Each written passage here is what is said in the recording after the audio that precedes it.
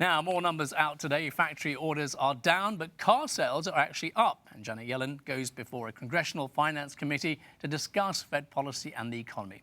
But before we discuss that, let's see what's been moving the markets. With me is Kathy Boyle, president of Chapin Hill Advisors. Kathy, welcome to the program. Nice to be here. Nice to have a female economist on the program for once. Not an economist, darling. Okay, well, you know what I mean.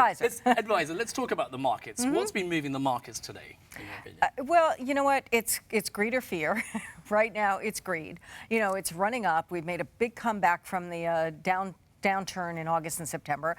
Best October Absolutely. In years, right? 8-point-something% on the Dow and the S&P, 9 and change on the NASDAQ. Most people would be happy with that for a whole year, never mind a month.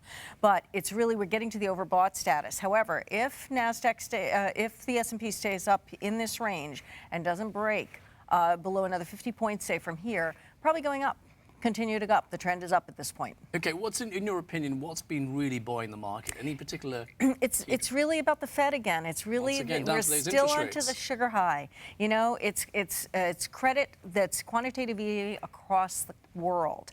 PBOC, you know, doing things over there. Europe, Draghi saying, yes, you know, we're going to keep propping up the markets. It's not spurring real growth. We've got underlying economic weakness, as you can see by factory orders today. So, you know, the market right now is just part of it's a rebound, part of it's, you know, we've been taught to buy bargains. Every time the market's come down in the last 5 years, it's been a bargain. So buy in the dip and you get rewarded. So we've gotten trained. And the market's really factored in that potential interest rate hike in December, were that to happen.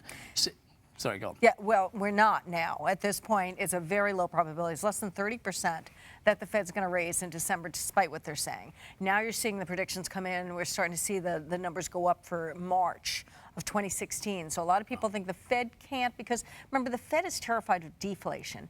Deflation sounds great to the consumer. Things are cheaper, Absolutely. Right? But from a corporate perspective, it's very bad because they can't get their pricing power. So they start to lose money, especially if they bought goods ahead of time. Now they can't get the prices. So deflation overall is what the Fed is terrified of. So in a deflationary environment, it's very difficult to raise rates because it'll just force things down. Again, it just adds to the problem. So the Fed is in a tough position right here. They really can't unwind what they've created. They haven't really created jobs. They haven't really created an economic stimulus.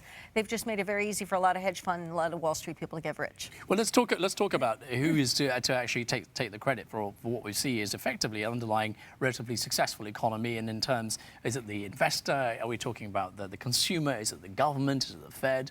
Who's responsible? Well, our poverty levels are going up sky high. We've got more people at the same time. We've got welfare rates going dramatically up. We've got an aging population.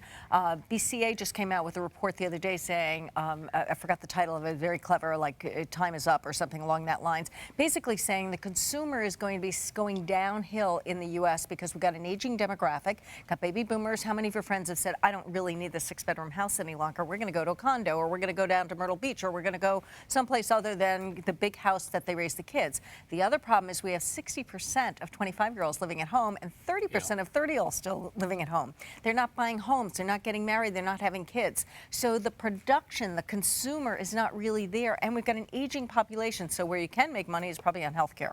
Let's talk about those numbers, because we've obviously had manufacturing in terms of factory orders down, but of course car sales are up. So what do you attribute that to? Yeah, well, you know, the car companies have done an awful lot of incentives, you know, and it's really cheap financing. And as Americans, we're addicted to cars, you know.